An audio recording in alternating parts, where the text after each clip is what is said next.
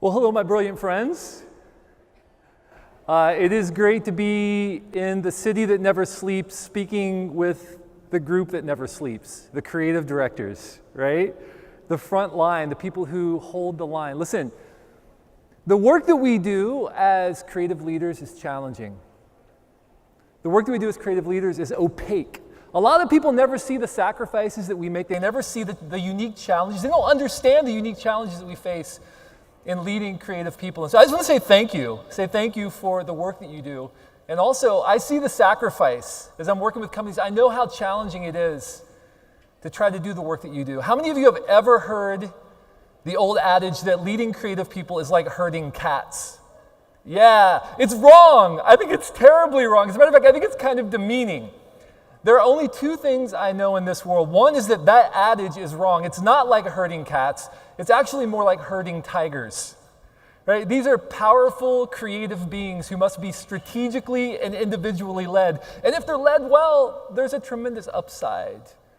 And if they're led poorly, there's a tremendous downside. So I've spent the last couple years of my life writing a book, working on a book, about how to lead creative people more effectively. And if you go to herdingtigers.net, we've actually reserved a handful of copies for attendees of the 3% conference. And so you can find out how to get that. It doesn't come out till January, but you can get it early if you're interested. So that's the first thing I know, is it's not like herding cats, it's like herding tigers.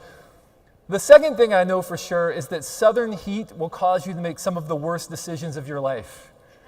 And the particular situation I have in mind, the locale was Disney World. We were there as a family, and the particular act of crazy was ducking into a gift shop to get out of the heat. Now, I don't know about you, but I tend to avoid gift shops at all costs. I tend to believe that they're designed for the sole purpose of grabbing me by the ankles and shaking me upside down to see what's left in my pockets, right?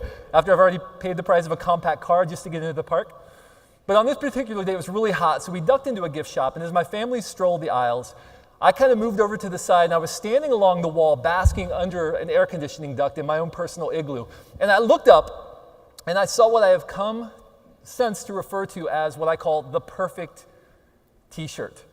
Okay, so I'm going to show it to you, and I'm going to describe to you why I believe this is the perfect t-shirt. It's called How to Draw Darth Vader. All right, the first panel goes something like this. Start with the head and body. Okay, second panel, add a cape. Third panel, draw the face, gloves, and boots. So far, so good. Fourth panel, add details and some shading. Finished. All right? I think I laughed so hard I snorted, literally right there in the store. I think I snorted. I think this is the perfect t-shirt for a couple of reasons. First of all, come on, it's just funny, right? It's just funny.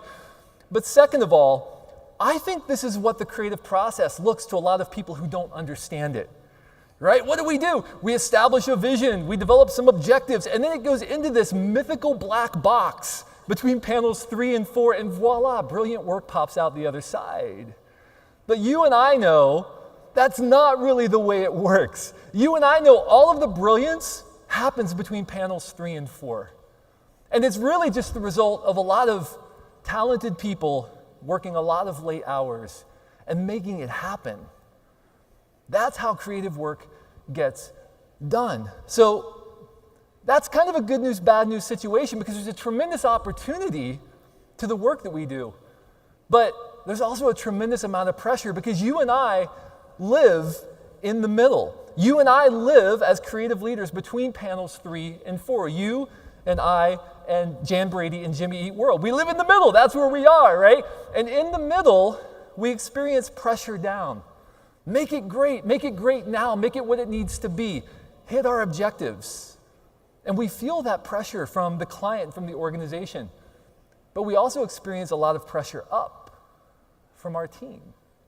Why aren't you listening to my idea? Why am I not getting to work on that big project?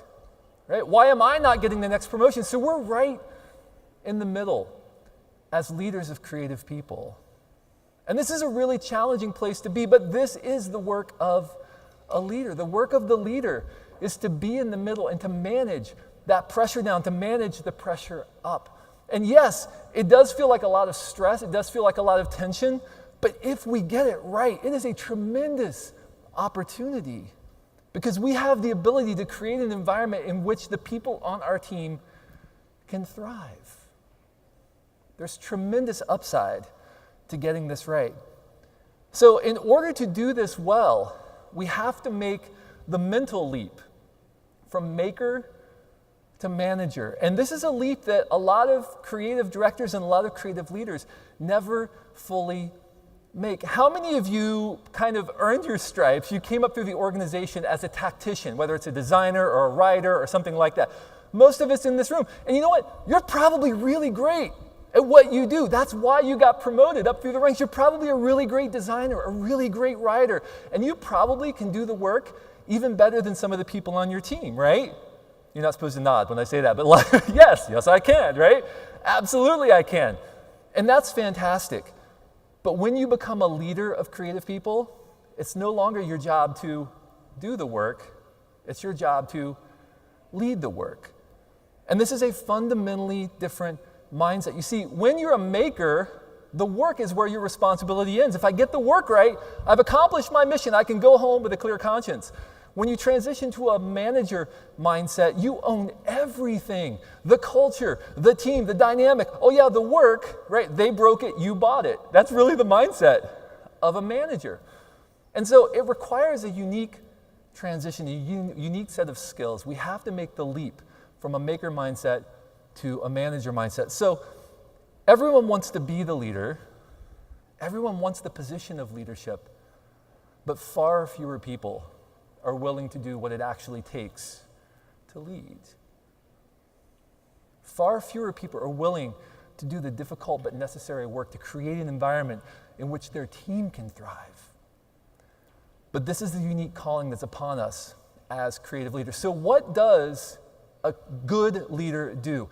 A good leader accomplishes the work. And this is, by the way, this is where most people put a period, right? A good leader accomplishes the work. Yes, that's right. I agree. Yeah, that's part of it. But a good leader accomplishes the work while developing the team to tackle new and more challenging work. If you're just accomplishing the work, but you're not developing your team's capacity to tackle new and more challenging work, if you're not developing their capacity to come up with ideas and teaching them not just what works, but why it works, then you're only doing part of your job as a leader. And you're not creating an environment in which creative people can thrive.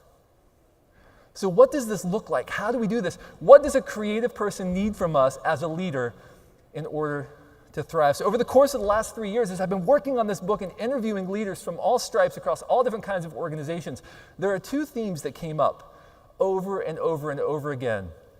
These two themes seem to indicate what it is creative people need more than anything else. The first thing is stability. Creative people need stability, and this really is comprised of two components. Number one, they need clarity. They need clarity even in the midst of uncertainty. Clarity about your expectations, clarity about direction, clarity about what's expected of them as a creative person. And the second thing that comprises stability is protection. Creative people need to feel like you've got their back, that you're going to defend them, that you're going to stand in the gap, that you're not going to let a meteor from on high come down and blow up their world at the last minute. They need to know that you're protecting them. So those are really the two components of stability that we need to provide for them. The second thing they need from us is challenge. Creative people need to feel challenged. They need to feel like they're being pushed. And there are really two components of challenge that are critically important. The first is permission. You have permission from me to take risks. You have permission from me to try new things, to grow yourself, to experiment. You have permission from me to speak your mind. Doesn't mean I'll always take your advice. Doesn't mean we'll always go with your idea. But I'm giving you permission to speak your mind, to show me what you see. And that's not just for their benefit, it's also for your benefit. And the second thing is faith. By the way, I see you. Creative people need to be seen. They need to be believed in. I see you. I see what you're doing. I saw that thing you did. By the way, I saw that thing you did a week ago that nobody else saw. I saw the extra effort you put in. I saw that brilliant thought that you added to the work. That was amazing. They want to know that we have faith in them. That is fuel for creative people. And think about it. We need the same thing as leaders, right? So we need to provide these for our team. Now, when a team doesn't have one or more of these, certain dynamics can emerge. So when your team has a low degree of stability but a high degree of challenge, so we're doing a lot of work, but it's all kind of crazy. We don't know how it's going to get done, right? Your team is going to get angry. They're going to feel used. This is a shooting star organization, and it will not last for long. If there's not stability, then creative people will seek greener horizons. And then, of course, when there's no stability and there's no challenge, they're going to feel lost. They'll feel like they don't belong. What am I doing here, right? And no organization can live in this place for very long. And then, of course, if you have a high degree of stability but a low degree of challenge, so hey, it's very stable, very predictable what we're doing, but we're not really doing work that's challenging us, that's pushing us, then creative people are going to feel stuck. They're going to go seeking greener pastures. And of course, when we get the stability and challenge thing right, when we get them both right, our team will thrive. And this is where we want to be as leaders. This is our job, is to create an environment in which creative people can thrive. It's really difficult to get it right. It's really difficult to get it right. So what are some things that we have to do in order to create an environment of stability and challenge? There are 4 quick things. There are a million I could talk about. They're all in the book, but there are 4 things I really want to highlight today. The first is earn the right. Earn the right. Never assume your team is with you. Never. If you turn around and nobody's behind you, it means you're not leading, right? Earn the right to lead them. What does this mean? All right, I want you to take just a second and think about a leader who has had an impact on your life. No, not that one. That person was a jerk. No, the other one, right? Yeah. Think about the person who's had an impact on your life, who has made you a better creative. What were the qualities of that person? And as you're ticking through those qualities, I would suspect if you really dig beneath the surface, what you're going to find is the word trust. I trusted that person, and that person trusted me. And because of that, we were able to work together because we knew we had one another's back. You see, trust is the currency of creative teams. Without trust, creative teams can't function because so much of what we do is uncertain. We're venturing into the unknown. And without trust, we cannot do our work effectively. But the problem is, for leaders, there are any number of ways that we can breach trust and not even know. So I would encourage you now to ask the question, why should people follow you? This is not a trick question, by the way. Why should people follow you? Tick through some things in your mind right now that are indicators that people should follow you. And you'll probably think things like, well, I'm a good person, but I care about them, right? But I care about the work. That's great. You probably are a good person. You probably do care about them. But your team doesn't see intentions. Your team only sees actions. So your team can't trust you based on intentions alone. It's your actions that earn or forfeit trust. We tend to think of trust kind of like a bank account, right? Like if I put a little bit of trust into the account, then every so often I can make a withdrawal. It's totally okay because as long as I have more in my account than I take out, then I'm totally fine. But that's a misguided assumption about trust. Trust isn't like a bank account, especially with creative people. Trust is actually more like a water balloon, okay? You fill it up, you fill up the balloon with trust, and if you puncture it even in a tiny way, you begin to lose trust everywhere. This is why maybe you're working on a project and everything seems to be going great, and then you get to a critical moment where you need a team member to take a risk, and there's a complete blow up on the team, and you're like, what happened? And you're like, well, you said you were going to bring bagels 3 weeks ago to a meeting, and you didn't bring the bagels. Why were there no bagels, right? Silly thing, silly example, but these are the kinds of ways that we breach trust. Most leaders don't blow it in the big things. I assume none of you are overtly lying to your team about something, at least I hope not, right? It's not the big things that cause us to forfeit trust. It's the little things we do, and those little things eventually become big problems when we need our team to really trust us. So what are a couple of the little ways that we blow trust as a team? Well, I think they're all tied to our insecurity. I think your greatest potential to cause damage as a leader is directly tied to your biggest insecurity. Whatever you're trying to feed from your leadership role, whatever insecurity you're trying to quell from your position of leadership, that's the place where you have to watch out, because that's the place where you can inflict the most damage as a leader on the people that you lead. So what does this look like? What are a couple of these ways that we lose trust? Well, the first is what I call declaring undeclarables. Declaring undeclarables. All right, so a couple of years ago, a bear was spotted in southern Ohio, where I live. Okay, so we live in southern Ohio. We live actually pretty close to the city of Cincinnati. And so, of course, naturally, I have 3 kids. Our kids were freaking out. They're like, there's a bear in Ohio, we're all gonna die, right? And they're imagining this bear like climbing up the wall of our house and breaking in the window and like eating them in their, sleep, and there'll be nothing but like pajamas when they wake, when we go in their room in the morning. And so that's kind of what they're imagining. I said, listen, that bear is like 2 counties over right now. That bear is not interested in coming in the city. There is no way. That bear is like 100 miles away. There's no way that bear is ever gonna come within 50 miles of us. That bear is perfectly happy. So my kids were satisfied. Okay, great, thank you. 2 weeks later, I pull out of my driveway, I take a right, I go down to the bottom of our street, and there's a news crew at the bottom of our street. I thought, well, that's interesting. So I roll down my window and I say, hey, what's going on? They say, you're not gonna believe it. 2 joggers just saw the bear run into the woods right here. It's in the woods right now playing in the creek. The creek where my children play, a block from our house. Are you kidding me? And then for the next 2 weeks, the bear was like frolicking in our neighborhood. Come on, what are the odds, right? Come on. There's some sort of cosmic lesson there that I needed to learn. Now, let's just say that Dad lost a little bit of credibility with the whole bear thing. For about 3 weeks after that, I would say something and my kids would say, now, Dad, is that really true, or is that kind of like the bear thing, right?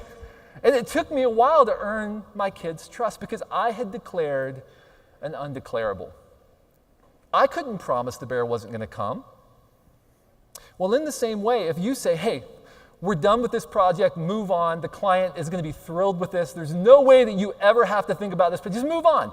Everything's done. We are definitely going with your idea for this next project. No question. Oh, you're definitely going to get this promotion. You're definitely in line for this next promotion, right? There are things we do all the time to temporarily quell our insecurity, but we can't promise we're going to deliver on that. And as a result, we're risking breaching trust with our team. Are you declaring undeclarables in any place in your life? That's the first place we breach trust. The second place that we breach trust is by being the superhero. When we're insecure, when we're not 100% sure as a leader of our capabilities, and listen, none of us are 100% sure, we often want to pretend like we have all the answers. We want to pretend like we're a superhero, like we're impervious to all oncoming forces. And so we don't invite other people into our process. We don't show any sense of doubt. We never change our mind because changing your mind is the absolute worst thing you could ever do if you're insecure. Are you playing the superhero, or are you inviting people into your process? Are you giving them permission to speak into the uncertainty that you're experiencing? Hey, I'm not 100% sure about this. What do you think about this? Tap some people on your team and invite them into your process as a way of earning trust. And the third way that we unknowingly breach trust is through what I call relational usury. Now, usury in financial terms is when I take advantage of your situation by loaning you money at a rate you could never possibly pay back because you're temporarily desperate. And so I take advantage of that situation.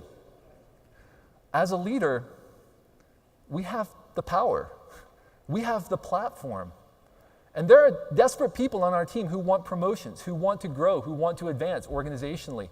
And it's really easy for us to dangle things over people's head to get what we want in the short term and lose trust in the long term. Never sell out your team for short-term gain because you will lose their trust forever. You throw your team under the bus one time and you lose them. You do. The leader has to stand in the gap. All right, so earn the right in the little things. If you earn the right in the little things, you will have trust for the big things. The second thing I want to talk about is loosen your grip. And this is a message for control freaks like me. I am a control freak. I am, all right? So here's what happens when we try to control the work.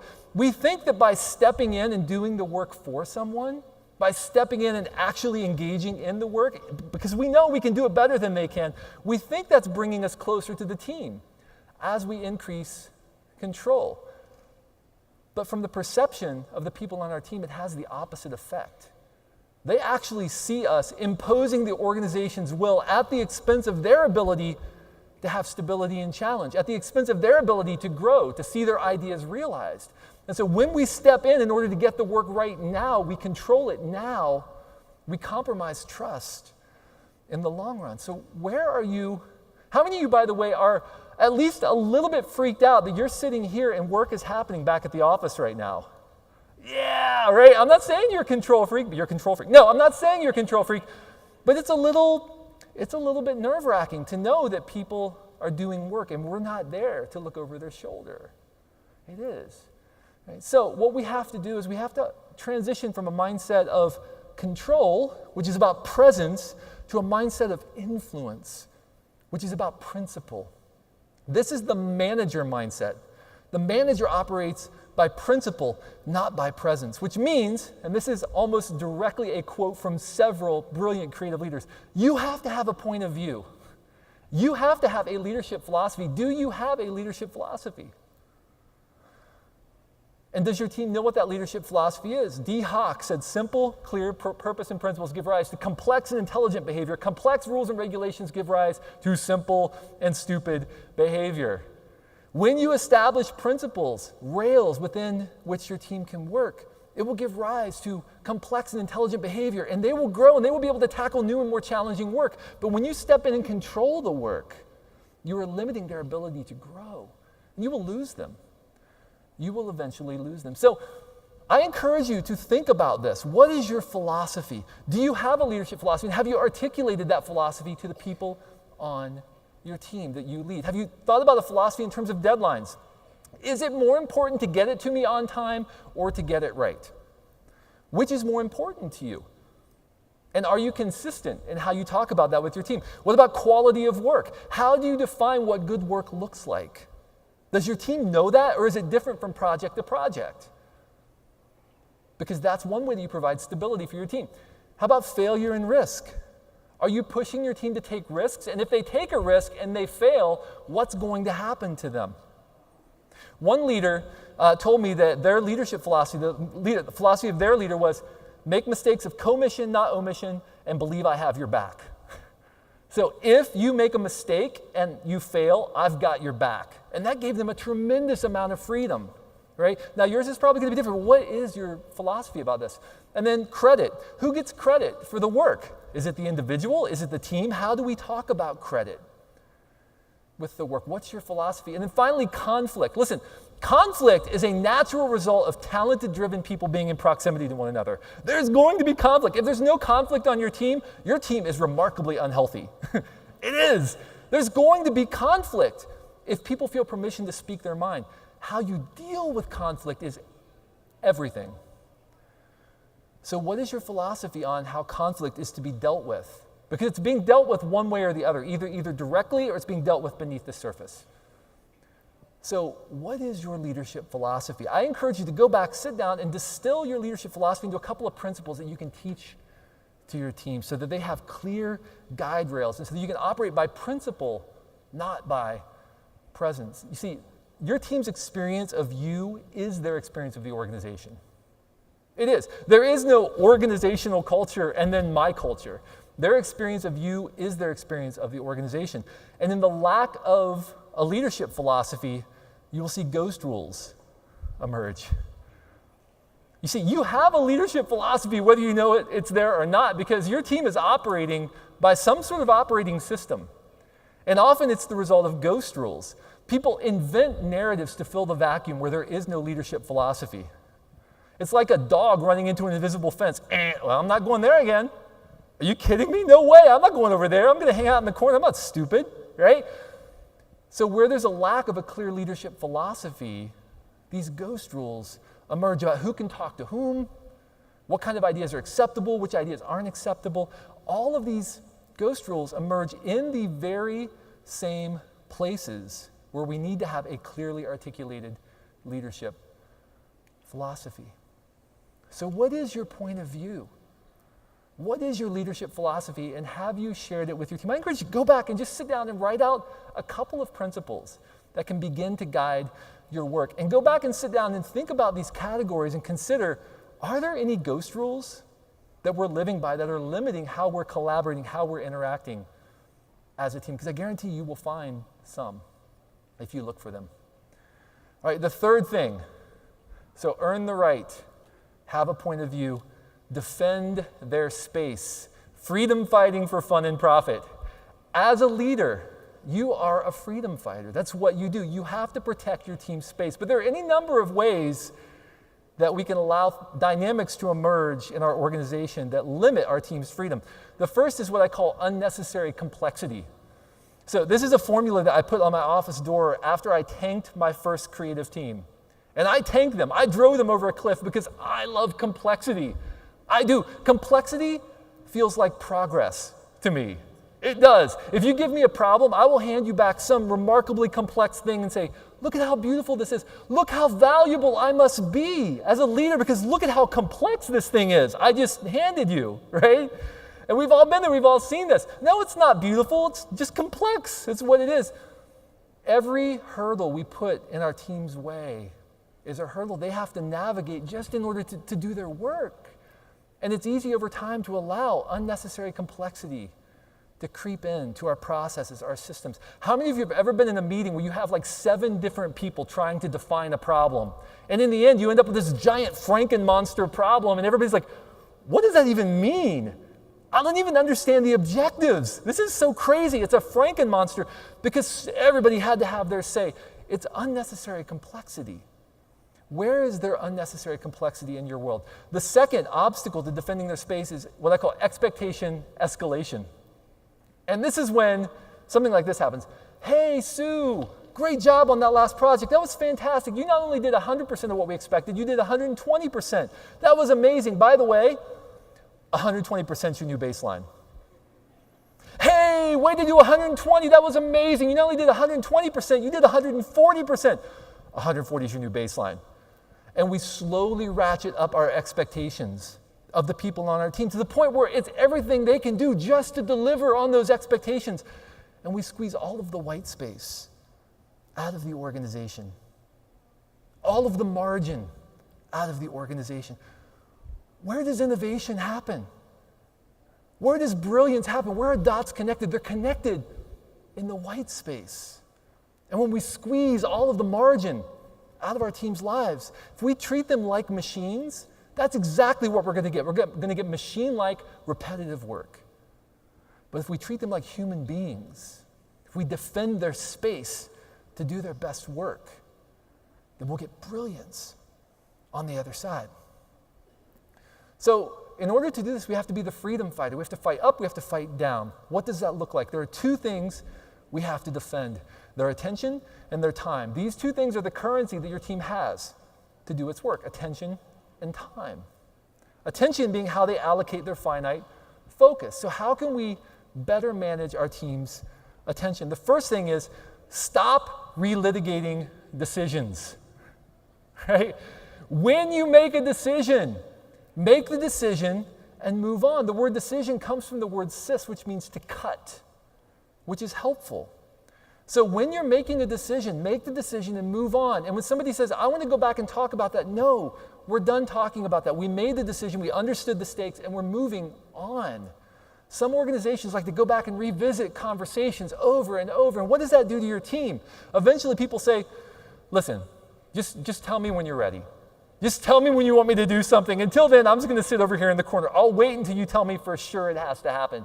Because minds have been changed so many times. So stop relitigating decisions. Protect your team's focus. The second thing is stop copying everybody on every single freaking email that you send. Right? Thank you. Yes. Why? Because it's not just an assault on their time, it's an assault on their attention. Is this important? I don't know. Should I pay attention? I don't know. If you copy everybody on everything, then nothing is important. right? So let's just be mindful about who we include in which conversations. And yes, that's uncomfortable. Yes, that makes you feel insecure as a leader because you're going to be leaving some people out. And you know what? Too bad. That's your job as a leader. You're in the middle. You're going to have to exclude people from some conversations. That's your job, but you're doing it not because you want to hoard information. You're doing it because you want to protect the margin of the people on your team. So don't walk into a meeting and say, why didn't you deliver this? Well, I didn't know I was supposed to do it. What do you mean? I copied you along with 75 other people 3 weeks ago on that email. Why didn't you know about it, right? Never get into that situation. Necessary things in front of necessary people. And to that point, limit the project horizon. There are only some things your team needs to see right now. They don't need to see everything at all times, right? So just give them the information they need at any given time as a means of protecting them. And then finally, necessary meetings, necessary people. Please, please, for the love of God, do not invite every single person to every meeting just because you don't want to exclude people. Again, please protect the margin, the attention of the people on your team, and be very selective. And then in terms of time, I would encourage you to build buffers. How many of you spend your days running from meeting to meeting to meeting to meeting to meeting, meeting to meeting to meeting, right? And there's no space in between. There's no time to process. There's no buffer. How many of you show up at 8 in the morning and run straight into a meeting, or maybe 7:30, or maybe 7 for some of us, right? It's crazy. Let's build buffers for the people on our team so they have some space, some sense of rhythm. Who decided that meetings should be an hour long? Microsoft? Google? Why not 40 minutes? Why not 37 minutes? I don't know, but let's be more strategic about how we use time. The second thing is establish a no-fly zone. This is something one organization I work with did. They established between 11 and 1 every day to be no-fly zone time, meaning you were under organizational mandate not to interrupt someone during that time. A predictable 2 hours just appeared in my day in which I can do my deep work without being interrupted. 11 to 1 every day. What a gift to your team to know they're going to have predictable time to do their most important work. So how can you build some barriers and protect your team's time? And then have a break the glass strategy. Have a break the glass strategy. If you walk into this building or any building, you're going to see a fire extinguisher behind glass that says break glass in case of emergency. It's a great strategy in case a fire breaks out. Well, listen, we have fires that break out in our organization all the time. We have emergency situations, but very few of us actually plan for them. It's kind of like if a fire broke out in this building, we had to run around saying, anybody know where there's some water? Anybody find somebody? Where's the water, right? It's crazy. That's why we have those fire extinguishers. In the same way, do you have a strategy for how to deal with emergencies? Do you have a strategy for dealing with unexpected work? Do you have budget for that? Have you figured out who's going to do the work if an emergency arises? Or is your strategy, well, it looks like we're working the weekend again? Not a good strategy. Not a good strategy. There's no stability. So what would your break the glass strategy look like? The final thing is take care of number one. You care about your people. I know you care about your people. I know many of you love the people that you get to lead. You love the work. And it's really easy to lose yourself in the midst of doing work that you love. It's really easy to spend yourself into oblivion. And when you do that, you're of no use to anyone around you. You have to take care of yourself. And I don't know if anybody's ever told you that, but you have to take care of yourself. Or you're of no use to anyone around you. You can't draw water from an empty well. If you are not inspired, you cannot inspire.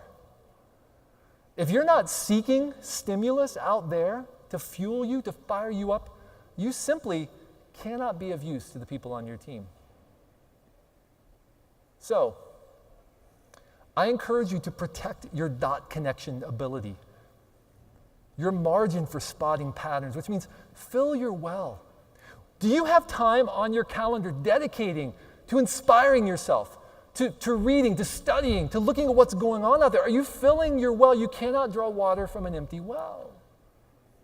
When are you taking time to fuel yourself as a leader? And by the way, mental assent is not the same thing as an appointment on the calendar. So I encourage you to block off time on your calendar for this. The second thing is you need to protect your emotional well-being. In other words, you need to engage in secret work. See, many of us got into doing what we do because we loved what we do. We love to design. We love to write. It's great. You're going to pay me like actual physical dollars to do this? Are you kidding me? That's great. And then pretty soon it becomes more about the dollars than it is about the work. And we become disconnected from our first love. Do you have any creative work that you do in your life that somebody's not paying you for and looking over your shoulder and judging? What are you doing to protect the flame, your first love for your craft? Are you doing any secret work? See, we all have public work. Are you doing any secret work that's just for you, that's just for your own emotional well-being? And then protect your intuition. You have to be unreachable sometimes. Is there ever a time in your life when you break away, when you turn the phone off, when you are alone with your thoughts? This is critical. We're learning a fundamentally new way of being human. Listen, you would not let somebody come into your apartment or into your living space and walk through your house and say, "Why are your clothes arranged that way? That's weird. Here, I'm going to take these things and move them over here." And then walk into your kitchen and say, Why is your food arranged in your pantry this way? Here, let's put these things down here and let's move these things up here. You wouldn't do that in your physical space, but you do it in your mental space. We allow everyone else to determine the priorities for our lives because we are constantly glued to the ping. Do you ever have time when you are unreachable? When you can break away and hone your intuition? What would that look like for you as a leader to build that predictable time into your life? So in July of 1967, a young musician was presented with the opportunity of a lifetime, a chance to tour as the opening act for one of the most popular bands of the day. I mean, this band was drawing thousands of people to venues all over the country. So for a young, relatively unknown musician, this is quite the opportunity. So of course they said yes. The night came for the first performance. The arena filled up, the musician walked out on stage and began playing, but it wasn't quite the response he was hoping for. Instead of cheers, it was boos. Boos as in booing, not as in, that would have been more fun. Not that kind of boos. But like a professional, he finished the set, walked off stage, completely dejected. Could you imagine how this would feel to be booed off stage by thousands of people? I have to feel terrible. This is my big break and I've been booed off stage.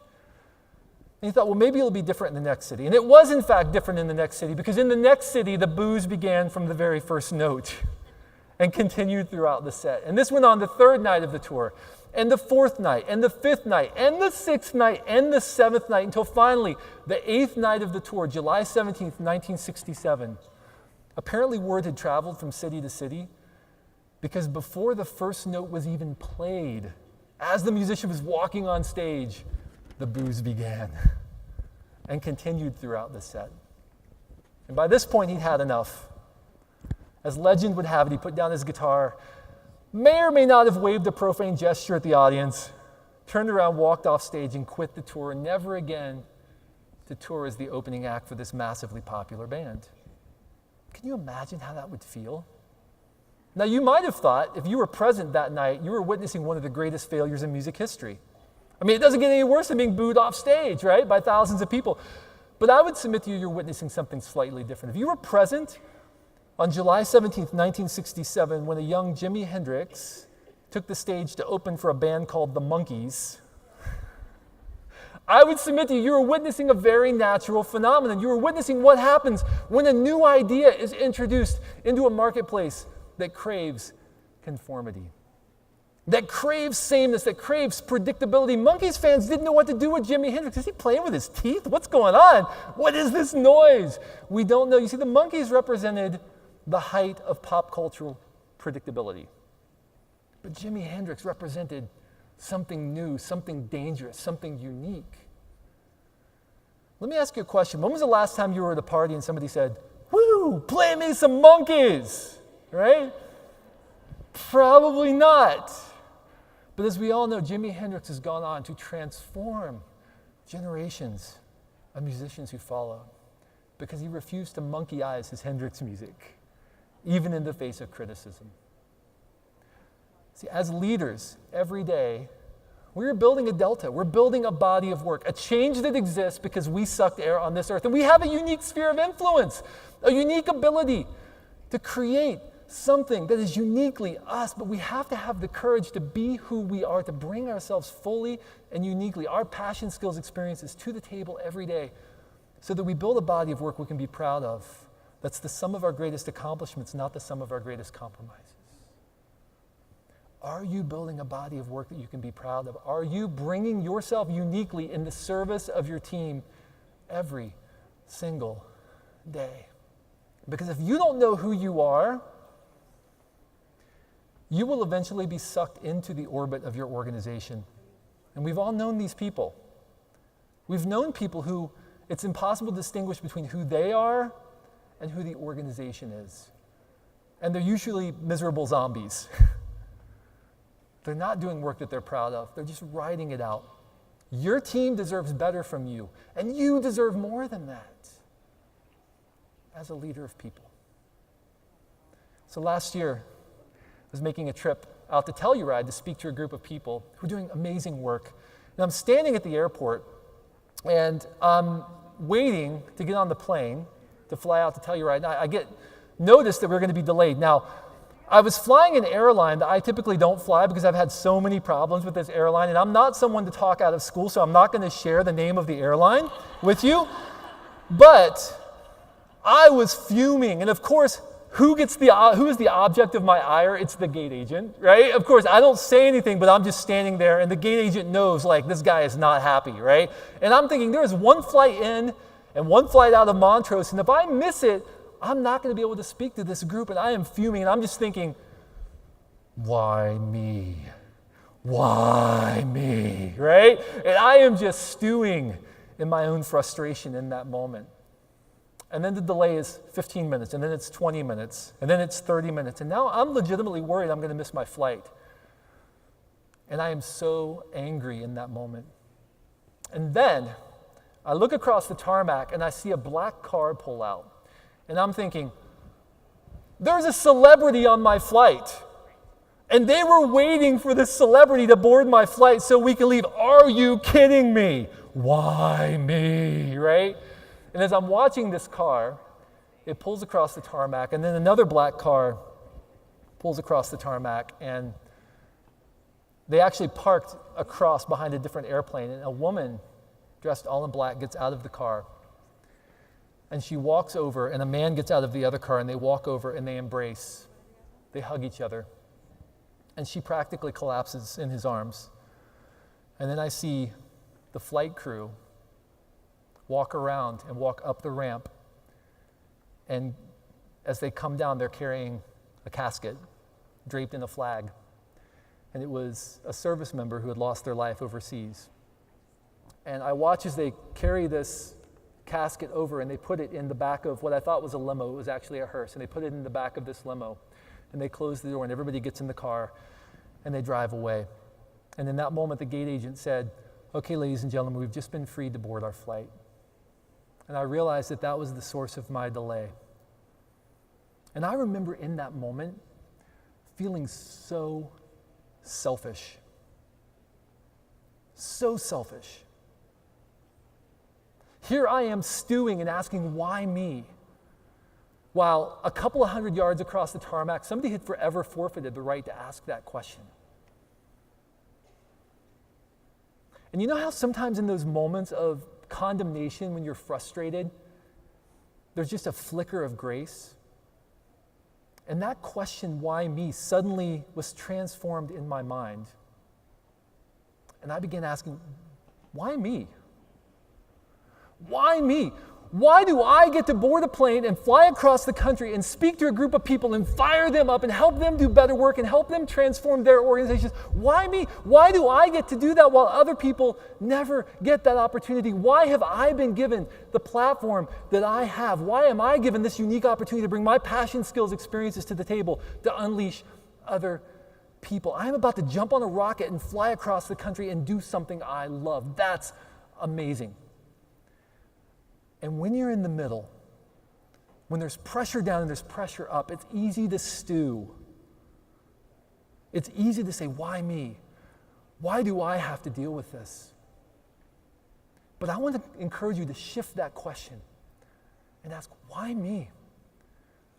Why am I here? What uniquely do I have to bring to the table? What combination of passion, skills, experiences do I uniquely bring to these people? How can I use this platform to unleash the people on my team? What am I bringing? Why me? What a tremendous privilege you have, friends. You get to be the leader that you never had. What a tremendous privilege that is. You see, we think our body of work is the work, but our legacy is not the work. Our legacy is the people that we lead. That's our legacy as leaders. I want you to be the kind of leader that 10 years from now in a conference, when somebody says, think of a leader that once inspired you, you're the person. You're the one. Be the leader that creative people need. Be the leader that you need for your people. I can't wait to see what happens with this group. I can't wait to see what happens when you go back and you commit yourself to unleashing. I can't wait to see the echoes that you create for years and years and years to come. I encourage you, friends, be a leader who makes echoes. Thank you for what you do. Thanks. Okay.